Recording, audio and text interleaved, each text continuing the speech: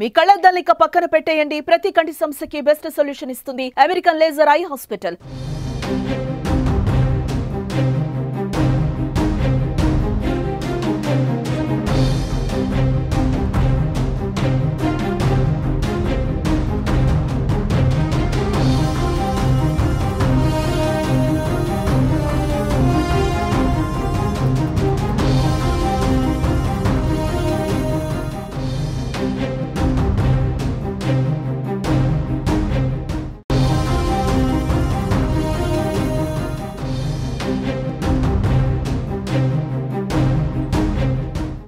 తిరుమల లడ్డు వివాదంతో రాజకీయ దుమారం చెలరేగుతోంది.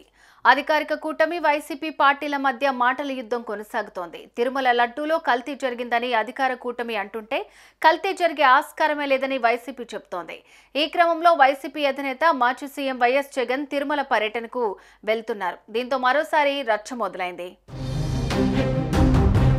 తిరుమల పవిత్రతను, ప్రసాదం విశిష్టతను కూటమి అపవిత్రం చేసినందుకు గాను ఆ పాప ప్రక్షాళన కోసం ప్రత్యేక పూజలు నిర్వహించాలని వైఎస్ఆర్సీపీ అధినేత వైఎస్ జగన్మోహన్ రెడ్డి పిలుపునిచ్చారు.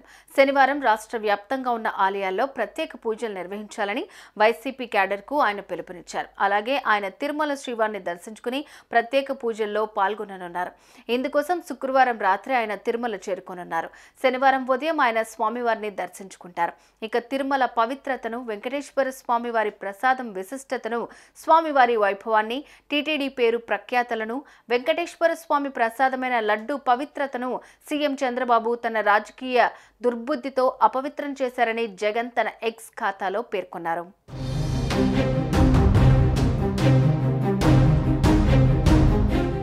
మరోవైపు జగన్ తిరుమల పర్యటనపై టీడీపీ విమర్శలు ఎక్కుపెట్టింది. తిరుమలకు ఈ నెల 28న వెళ్తానంటున్న జగన్ శ్రీవారిపై నమ్మకం ఉందంటూ సంతకం చేసి డిక్లరేషన్ ఇవ్వాలని ఆర్థిక మంత్రి పయ్యావుల కేశవ్ డిమాండ్ చేశారు.